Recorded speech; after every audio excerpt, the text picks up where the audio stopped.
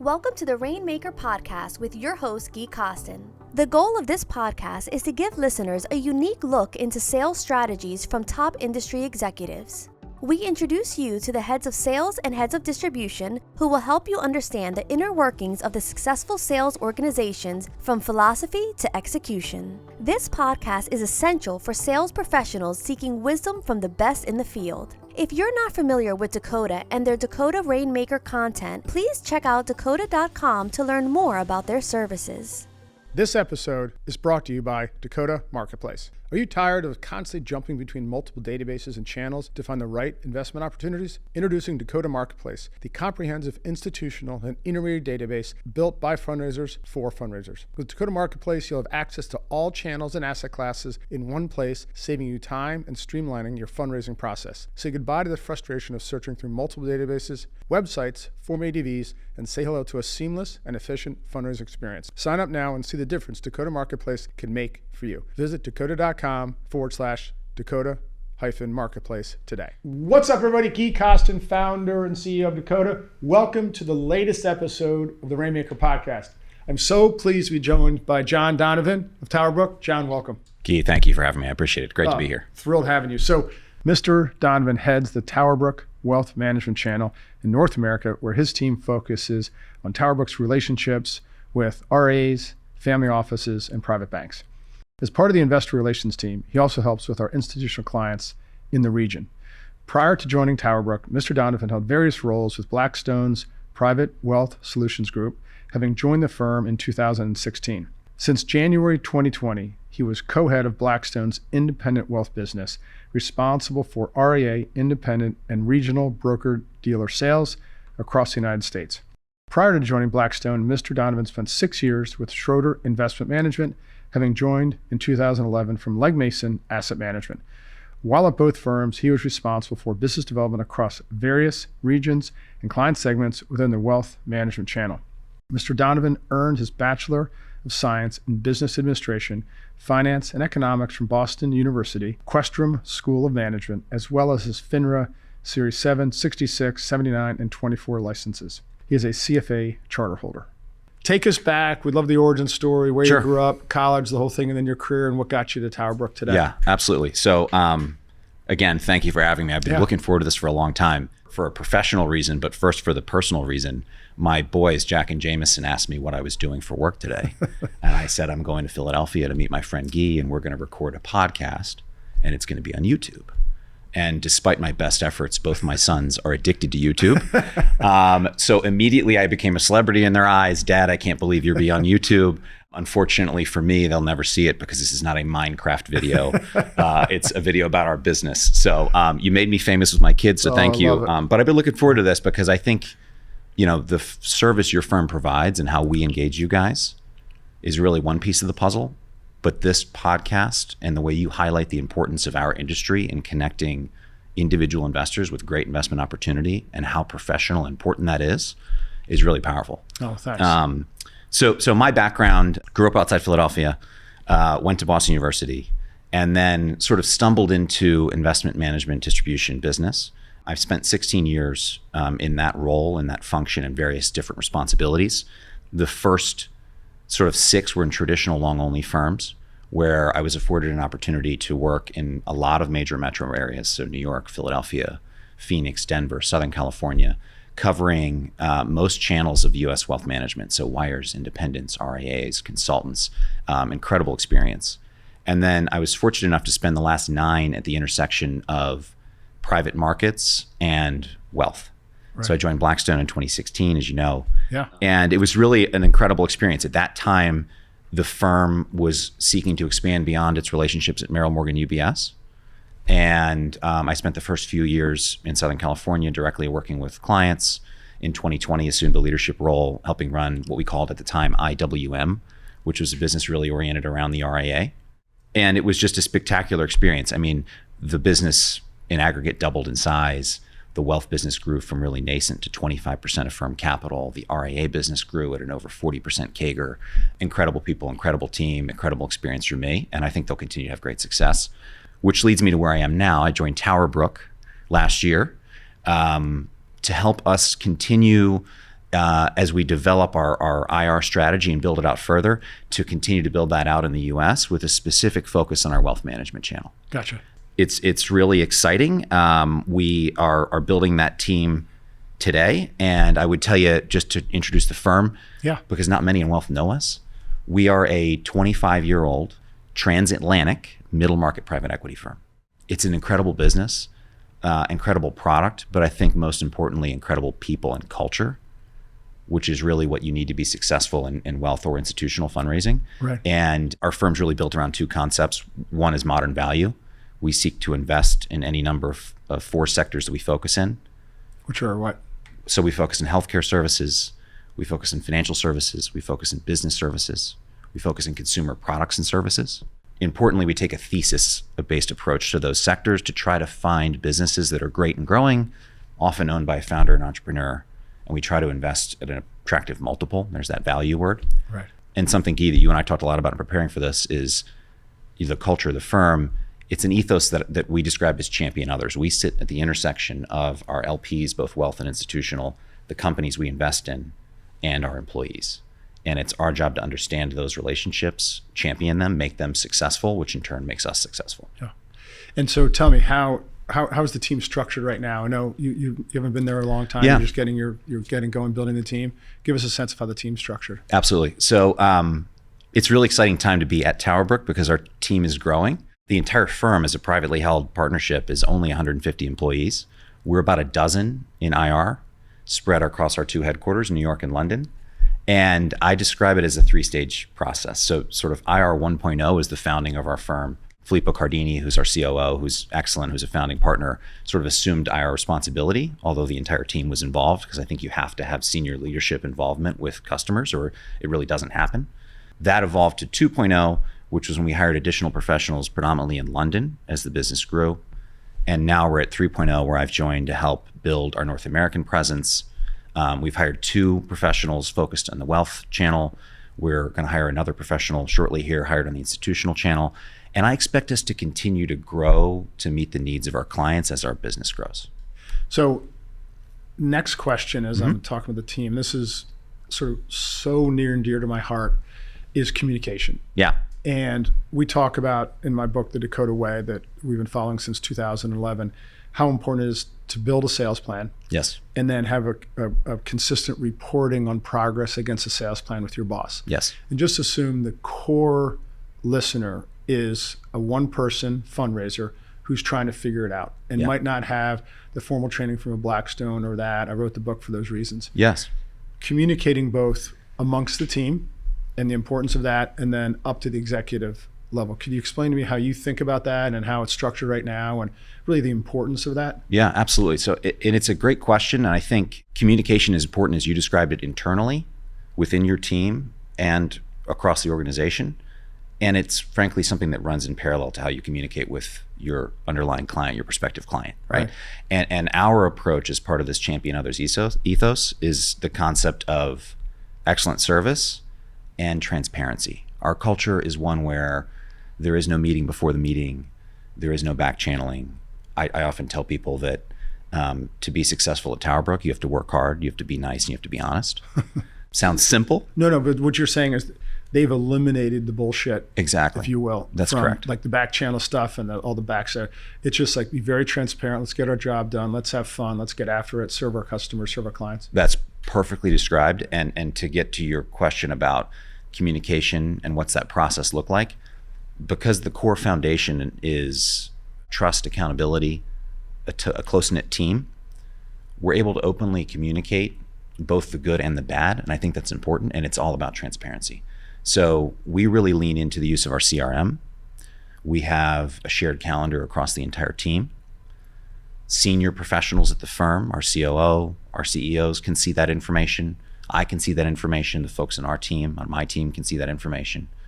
And by having that transparency, it allows us to do two things. We hold ourselves accountable because we are telling our colleagues what we're doing. And it allows us to really share information and execute when we have opportunity. And to do that, I think you have to have redundancies. We run a weekly process where we visit as a team every Monday and we say, okay, what is in the CRM? What activity have we undergone in the past? What's happening this week? What's happening in the future? And we have an open, honest dialogue around success, failure. And again, that drives accountability and it drives better outcomes because as a team, we know where we should be oriented, what our goals are. So a lot of people feel badly or guilty for having that level of transparency. Sure. I obviously disagree dramatically with that. I think you're letting your team down if you're not transparent because you're letting them get away with murder. And what I mean by that is I always say to our team, I know I'm asking you to do certain things, but I'm asking you to do it because it's in your best interest. Yeah. So I have an open door policy. You can come to me and make a case for why you don't believe this is in your best interest. And I'm all ears. Yeah. But I just want you to know I've studied this really, really hard. Yeah. And this is in your best interest for transparency. Yeah. No, listen, I think that's a really good point. And the way I describe it is giving someone the tools so that they can make the decision and feel enabled and empowered versus just telling them what to do. Yeah. Right. There's times where you have to just rote say, here's what we're going to do. Right. I think as a firm, our style and my style is much more around empowering team members to have the information, have the tools, have an open, honest, transparent culture around communication and sharing of information so that you can achieve something that we talk about, which is this idea of collaborative individualism. If we're on a team and you know your area of focus and your area of expertise and what you're responsible for delivering, and I know the same, then we're both empowered to make a decision to deliver. But because we communicate, we make each other better, right? We share information about what we're doing. So it's a combination of collaborative team, but also be empowered to go and achieve success. So TowerBrook didn't become 25 billion because they don't know what they're doing, but Sure. This is an incredible depth of thought around culture, right? And what works. Well, and I think, to be honest with you, it's something that we are really focused on because it's something that we've come to be known for in the institutional marketplace that we really want to deliver as we build out in the wealth marketplace. And it's just a reputation of being good people to work with. So just want to unpack one thing because Yeah. I've worked for one of the most spectacular firms for 19 years, Edgewood Management, run by Alan Breed and the team. And I love them. They've made our careers, everything. Alan runs, as the president, runs Edgewood with the same characteristics of the companies he wants to buy. Sure. And it sounds like TowerBrook does the exact same thing. And that Alan also treats his employees like gold. So it's those constituents, and you mentioned the exact same thing. Yes. Right, so it's championing others. Because the fact that you even have that as a core principle, if you will, if you wanted to call it that, that you've given that amount of thought to what really matters, right, is helping others get what they want. So if you make an investment in a business, you're helping others get what they want, grow that business. Absolutely.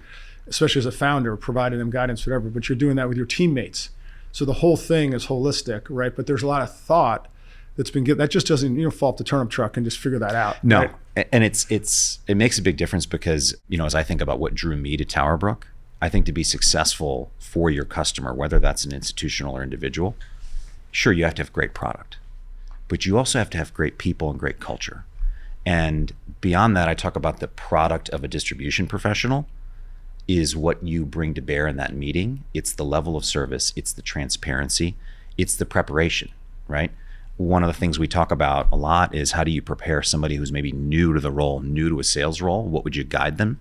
I've said the same thing for years, which is prepare for every interaction, both internally and externally, so you can bring your A game. Because you never know who you're talking to, what might come of that. And it's just another of those proverbial at-bats, right? An opportunity to talk about what you do, talk about your firm, to be passionate, and to demonstrate your value. And that, I think, is that alpha that allows you to differentiate beyond just how good your product is. Wow.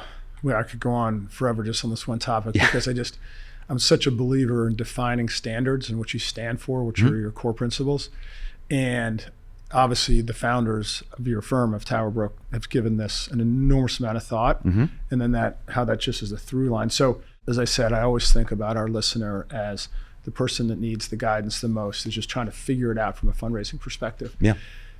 Everything we talk about in the book, The Dakota Way, are leverage points that you can control. Yes. one of them is a CRM. Yes. You touched on it there, but could you go a few levels deeper for me and just describe like what a CRM means to you, Sure. and then what impact it can have if used in the most basic way for a salesperson? Yeah. The leverage, the 10x leverage, as I call it, that they can get by utilizing it. Because I've always felt that these individual salespeople should think like Gui Costin Inc. But if you're a sole practitioner working for a firm, you need to have infrastructure like a big firm. Yeah. Right? Yeah. Because you have to protect yourself from yourself and the discipline to do certain things. So how does a CRM play into your life? Totally. So it's a great question. It can't be understated. You're emphasizing the importance of it.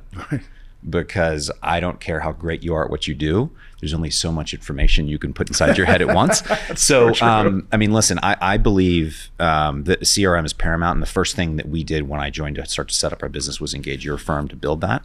Because despite the importance of relationships, and all business is relationship oriented, there is just so much data out there that if you don't have excellent data and you don't use it, you will fail. So whether you're a one-person sales organization or a many-person organization, it's just a really avoidable pitfall to use great data. So we engaged your firm to build our CRM. And we've driven a culture of, and I say this all the time, a CRM should be two things. It should reflect reality. And if it's not in the CRM, it didn't happen. Right. So we talk a lot about like, listen, what is in our CRM and does it reflect reality? Do we really mine it and pay attention to what the opportunity set is? And then as we engage with those prospective investors, let's make sure we're putting that information in, because what we don't want is our CRM to become a burden that a professional doesn't want to use. We want our CRM to be a tool that allows them to be leveraged beyond just what they can do by themselves. Right. So it's core to our culture, and frankly that output from our CRM. I mentioned our redundancies, that Monday meeting, we try to hold ourselves accountable. The first thing we do is look at, okay, what's coming out of the CRM for the past week? And if you didn't put the information in, if you didn't start there with the information on who you were targeting and how, then we don't talk about it as a team. So it's sad. Okay. I'm going to say this is very sad for people. The biggest complaint from investment salespeople is generating call notes. And for some godforsaken reason, people think it's like stabbing a knife in their leg. Yeah. Right? However, we're now in an age, and the game's over, that we have AI. Yeah. Okay. And if you use Salesforce like we do, they have embedded 2 AI tools natively into the platform. One Einstein, one Agentforce, where you can create using natural language, no programming, bots to do certain things, whatever that might be. Mm-hmm. So if you think about information in your CRM, Yeah. right, and you think about if you did over the past 10 years enter your call notes and all the meetings you've done in your team and everything, and all that information went in. So powerful. Right? And if it didn't, there's no AI, and it's all lost. Yeah. And if you're not doing it now, you have no ability to leverage these tools that people are bringing. Yeah. And so now it's actually become more of a crime than ever. I mean, it was already a crime, Yeah. right? Because I call them the gold bars. If you're not getting your meetings, your call notes in, the gold bars you're paying the salespeople for you're not Yeah. capturing the gold bars, Sure. right? Because as we know, I mean, you were Blackstone for a long time. If you leave, right, next man up. Someone's going to take over, whatever. And then if there's no notes and information stuff, all your footprints. I'm not Yeah. teasing on you in any shape or form. I'm just saying, Of course. but extrapolate that over 10,000 salespeople, meaning across our industry of turnover. So think about and I'm sure TowerBrook's all over the AI for the portfolio companies and Absolutely. everything. So I couldn't agree with you more. And I think what it does is it enables your organization to serve the needs of your customer and to become bigger than any one person, right? Yeah. So TowerBrook, sure, they're investment professionals that have been there for a long time. Our co-CEOs are original members of the firm, but we're more than any one person, right? TowerBrook is this idea of modern value investing and of championing others. We sit at the middle of this intersection of our LPs, our portfolio companies, and our employees. And by using our CRM, by tracking that information, by being intentional and using data, we become bigger than any one person. And that is really powerful because you create an enterprise level relationship between your organization and the underlying wealth management firm that you're trying to engage with. But all 150 employees benefit. that's the thing. It's like everyone wins when you operate like that. Yes. Right? Because those CEOs have 148 people they're responsible for. Right? Yeah. And if you're not doing certain things that can help them grow and help them expand and help them do the things that they want to be able to do, we can call it a CRM, but it's really a technology platform. Absolutely. Yeah. Right? You build your business around it. It's a backbone of the business. Exactly. Yeah. Okay. Well, point made, which I'm happy Yeah. you did that. I'm a huge fan. Good. And I think so much about the individual salesperson who is using Excel spreadsheets and Outlook and stuff and not leveraging this because it's such a huge leverage point. Yeah. So, okay, let's talk about leadership. Sure. And I'd love it if you could characterize for us your leadership style and what you think about leadership. Yeah. So I appreciate the question. And I think for me, there's two parts, right? I want to talk about my leadership style, but then I think importantly, the leadership style of the firm and what drew me there as a relative new joiner. So I really think for me, and I talked about this already, it boils down to a concept of servant leadership and of empowering others and giving them the tools. So from a servant leadership point of view, I believe that you really need to go out there and look for what is in the best interest and what does your team need? And what your team needs is always oriented around the goal. So let's start with what our definition of success is and our goal and make sure we're oriented around that. And then I spend a lot of time thinking about, okay, what does our team need? What do my team members need to be successful at that goal? And if I always think of those things first, sort of that servant leadership model, then I think you can find success. And delivering on that is, again, for me, it's empowering others. It's the collaborative individualism. It's giving them the tools. I talk often with the guys on our team that we've hired. I don't want to sit down and tell you what to do. I want to give you the information. I want to give you the tools like our CRM.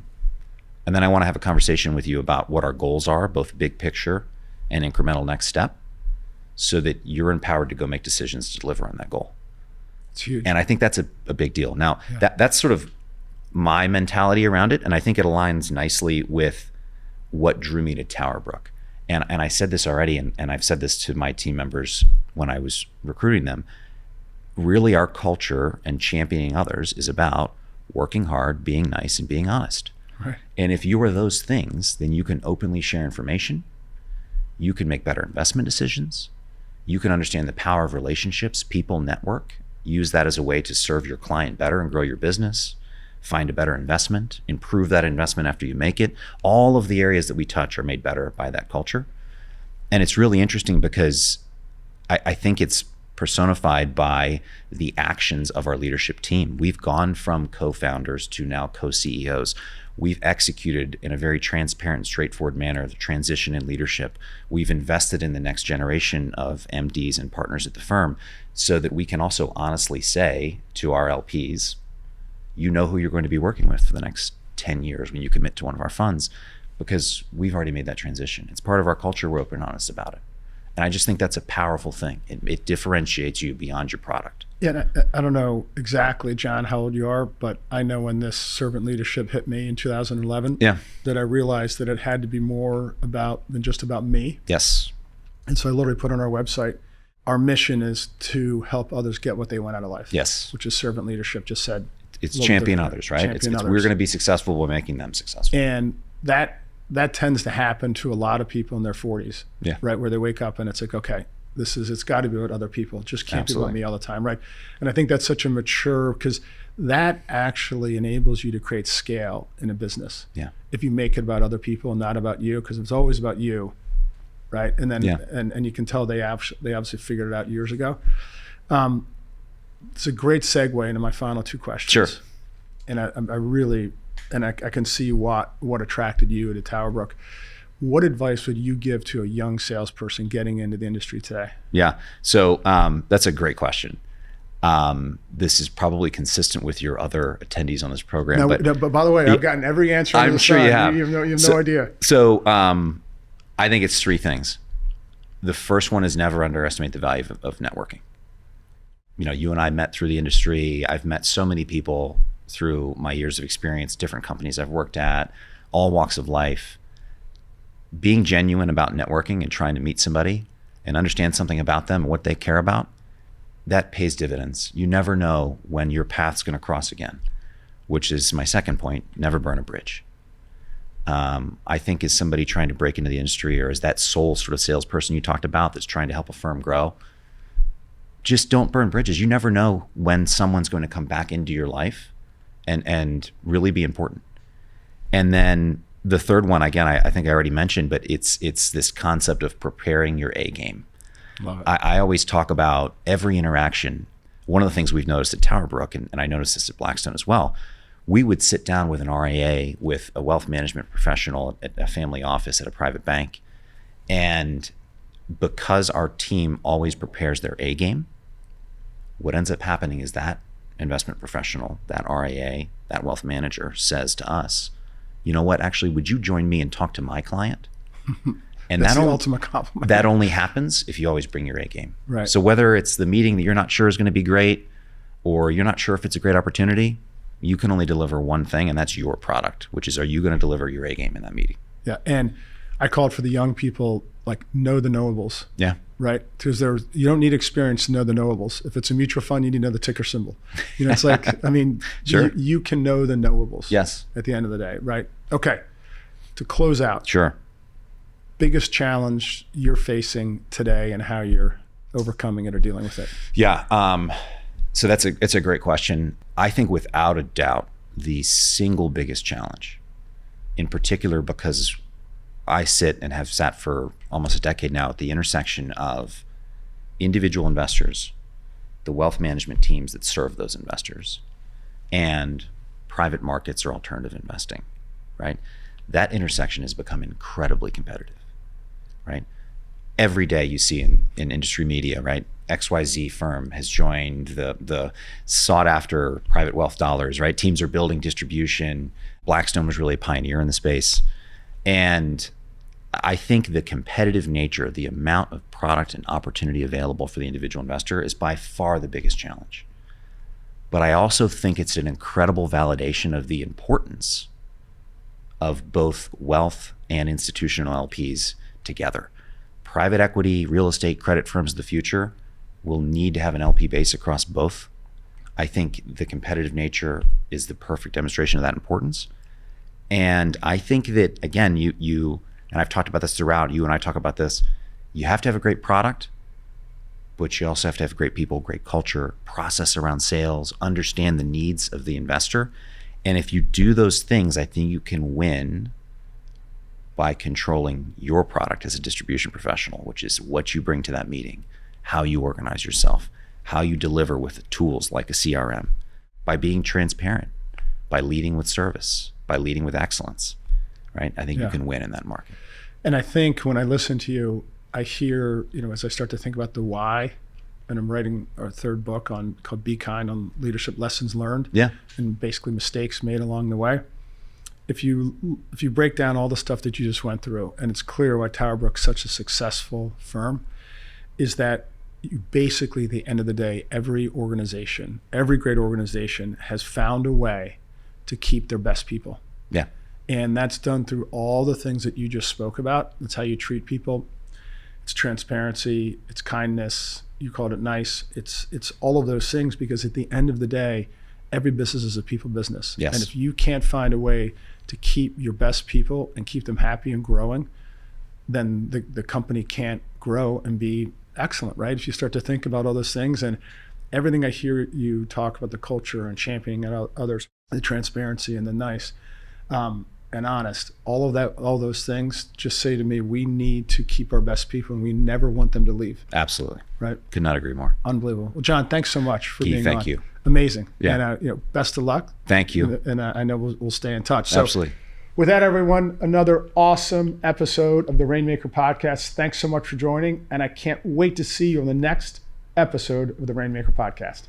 You can find this episode and others on Spotify, Apple, or your favorite podcast platform. We are also available on YouTube if you prefer to watch while you listen. If you would like to check up on past episodes, check out our website, dakota.com. Finally, if you like what you're hearing and seeing, please be sure to like, follow, and share these episodes. We welcome all your feedback as well. Thank you for investing your time with Dakota.